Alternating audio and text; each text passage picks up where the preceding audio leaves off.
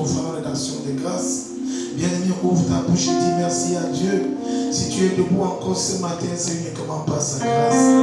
Tu n'as passé aucun concours pour être là où tu es. Tu n'as passé aucun examen pour te trouver là où tu es, mon frère, ma soeur. Nombreux ont bien voulu être là comme toi ce matin, mais ils ne peuvent pas. Parce que certainement, ils sont couchés dans un lit, parce que la maladie les terrasse. D'autres même sont couchés dans des morgues, bien-aimés, parce que la mort les a emportés. Mais toi, par la grâce de Dieu, tu es debout. Par la grâce de notre Seigneur Jésus, tu es debout. Mon frère, ma soeur, ouvre-lui la bouche. Ouvre ta bouche et dis-lui merci. Dis-lui merci. Dis-lui merci. Merci parce qu'il t'a conduit ici aujourd'hui. Merci parce qu'il a renouvelé le souffle de vie à toi encore ce matin. Oui, mon bon Père Céleste. Père, nous élevons nos voix encore ce matin pour te célébrer, pour t'adorer, pour te magnifier, pour te dire combien tu es grand. Oui, Seigneur, tu es l'alpha, tu es l'oméga, tu es le commencement et la fin de toutes choses. Tu es celui qui dit et la chose arrive. Tu es celui qui ordonne et la chose existe. Comment ne pas te magnifier? Toi, notre Jéhovah Jireh, le Dieu qui pourvoit à tous nos besoins. Toi, notre Jéhovah Rapha. Oui, Père, nous te célébrons encore ce matin. Nous t'apportons le fin de nos lèvres encore ce matin pour te dire combien tu es grand. Mon frère, ma soeur, ouvre ta bouche. Dis merci à Dieu. Dis-lui merci pour tes bras qui peuvent l'acclamer. Dis-lui merci pour tes pieds avec lesquels tu peux te déplacer. Oui, mon frère, ma soeur, c'est ton nom, même pas ces mains-là, pour acclamer le Seigneur. Mais toi, tu les as. Alors acclame ton Dieu ce matin. Montre-lui qu'il a raison de t'offrir les bras. Qu'il montre-lui qu'il a raison de t'offrir ce souffle de vie. Mon frère, ma soeur, ouvre ta bouche. Prie. Adore ton Seigneur, adore notre Dieu, adore-le du fond de ton cœur et dis qu'il siège dans la louange de son peuple. Oui, mon frère, ma soeur, ouvre ta bouche et adore notre Dieu. Oui, Père, nous t'adorons, nous t'exaltons, ô roi des rois. Tu es le commencement et la fin de toutes choses. Papa, nous t'exaltons. Mon Dieu, mon roi, nous t'adorons.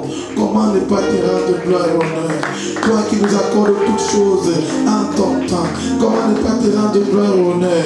Toi qui nous sortis de la boue pour nous faire asseoir sur la table d'écran.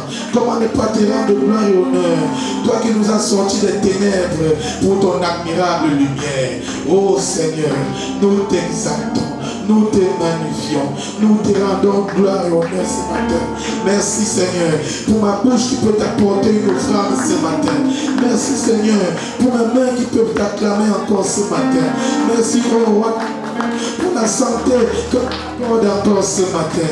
Oui Seigneur, cette santé-là que d'autres ont même des milliards mais ne peuvent pas acheter.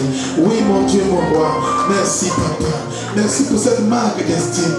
Merci pour cette marque d'estime, Seigneur, que tu portes à mon frère et à ma soeur ce matin. Nous te célébrons, nous te magnifions. Gloire à toi, Jésus. Gloire à toi, Jésus. Gloire à toi, Père.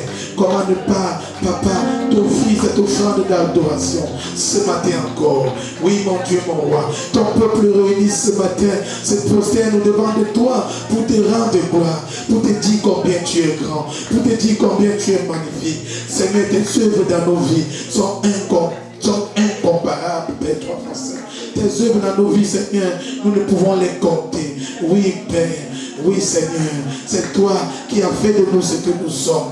Tu nous as tirés de la poussière. Tu nous as tirés de la poussière. Et tu nous as fait, et tu nous fais asseoir sur la table avec des grands. Merci, Seigneur. Béni sois-tu notre Seigneur et notre Dieu. Béni sois-tu notre Père. Mon frère, ma soeur, ouvre ta bouche. Adore le Seigneur ce matin.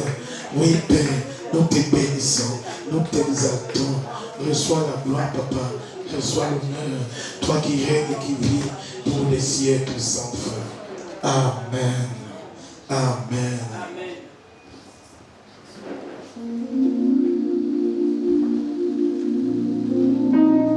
Est-ce que tu peux continuer à acclamer le Seigneur?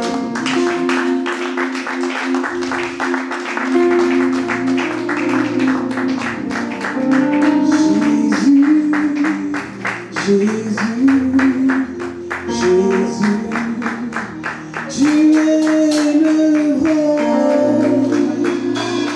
au-dessus de tout.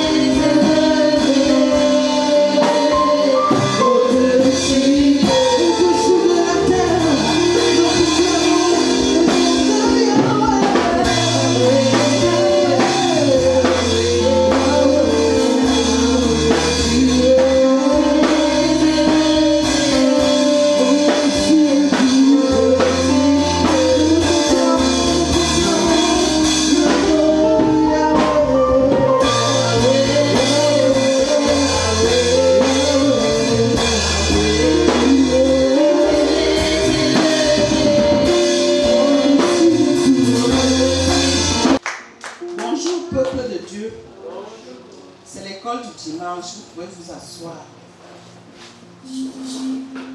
Bien-aimés, l'étude de ce jour a pour thème comment vaincre les réclamations sataniques. Comment vaincre les réclamations sataniques? Oui, comment vaincre les réclamations sataniques? Une question qui se pose pour plusieurs d'entre nous. Bien-aimés, une réclamation satanique se réfère à une demande insistante que Satan fait devant Dieu pour revendiquer ou obtenir quelque chose contre une personne. Souvent en se basant sur des accusations fondées, sur des péchés ou des manquements. Le mot Satan signifie adversaire ou accusateur. Et son rôle consiste à accuser les hommes devant Dieu en utilisant des arguments solides pour obtenir gain de cause. Satan, bien qu'il soit un trompeur, s'appuie souvent sur des bases légales et sur la parole de Dieu elle-même pour formuler ses réclamations. Bien-aimés, notre étude a été divisée en 4 parties. Première partie, exemple biblique des réclamations sataniques. Deuxième partie, cause des réclamations sataniques. Troisième partie, comment vaincre les réclamations sataniques. Et en quatrième partie, combattre le bon combat de la foi. Bien-aimés, nous passons donc au premier point de notre étude.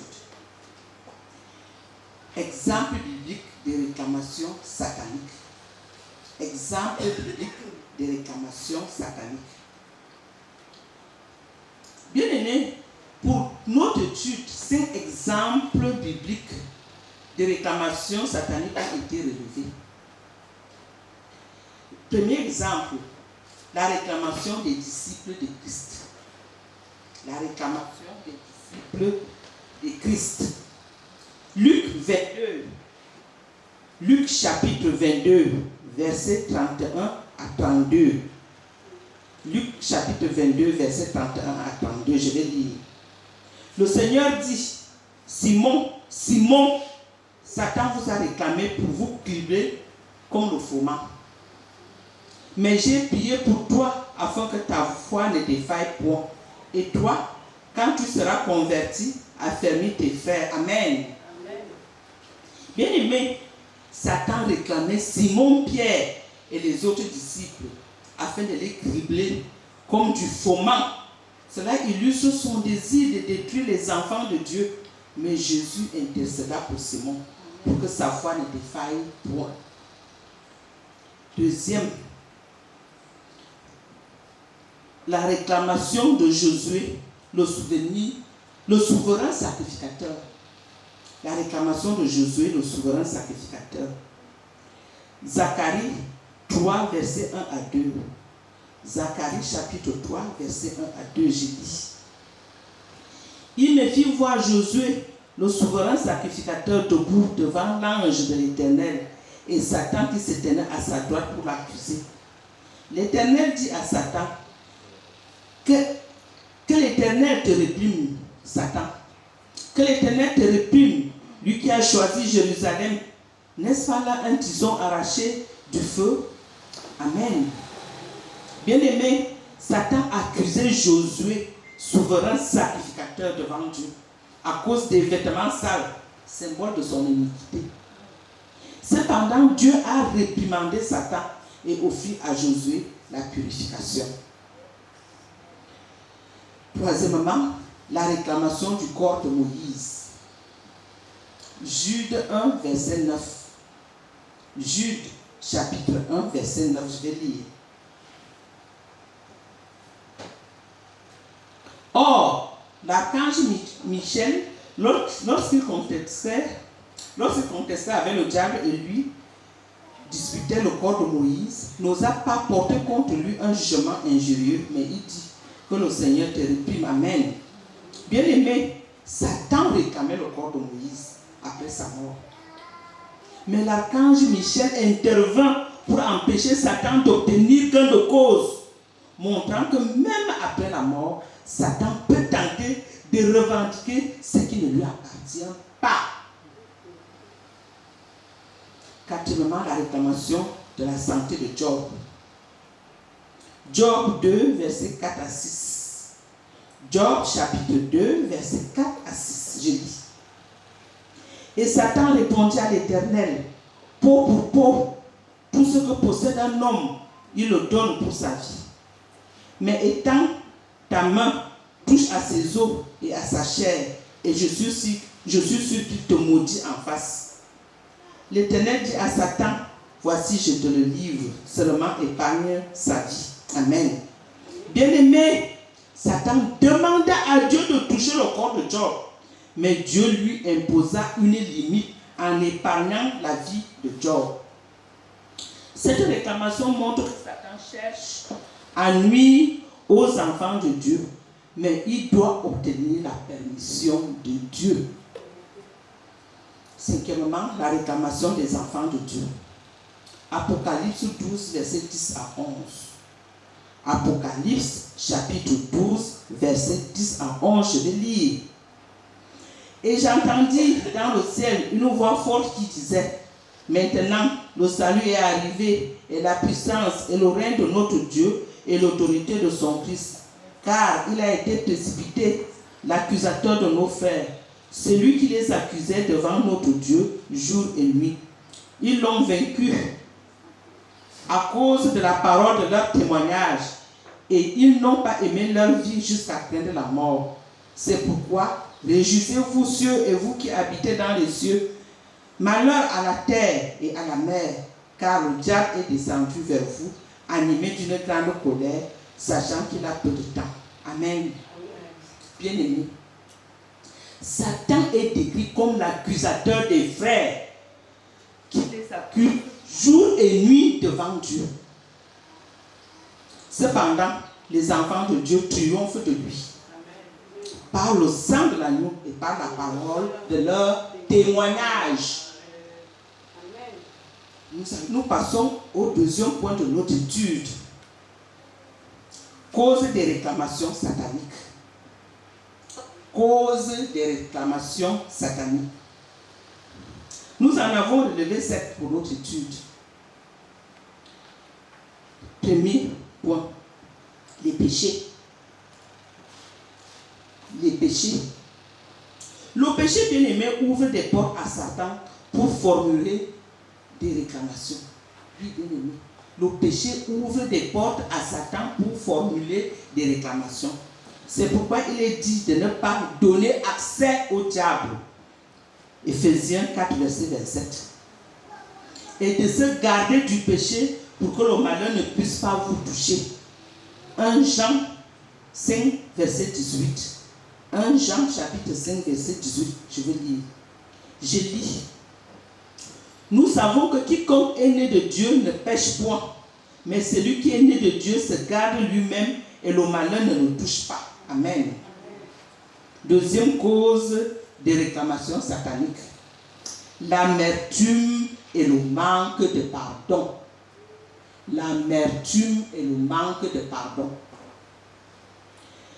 L'amertume prive de la grâce de Dieu. Hébreux 12, verset 15. Hébreux chapitre 12, verset 15. Je lis. Veillez à ce que nul ne se prive de la grâce de Dieu, à ce qu'aucune racine d'amertume poussant des rejetons ne produise du trouble, et que plusieurs n'en soient infectés. Amen. L'amertume prive donc de la grâce de Dieu, et le refus de pardonner nous place sous un jugement sans miséricorde. Jacques chapitre 2, verset 13. Jacques chapitre 2, verset 13, je vais lire. Car le jugement est sans miséricorde pour qui n'a pas fait miséricorde. La miséricorde triomphe du jugement. Amen. Bien-aimé, l'amertume et le manque de pardon donnent à Satan un terrain pour ses accusations. L'amertume et le manque de pardon donnent à Satan un terrain pour ses accusations. Troisième cause des réclamations sataniques. Les liens du sang et les esprits familiaux. Les liens du sang et les esprits familiaux. Bien-aimés, les liens de sang peuvent être la source de réclamations sataniques, notamment à travers les esprits familiaux qui perpétuent des cycles de malédiction générationnelle. Cependant, le sang de Jésus est plus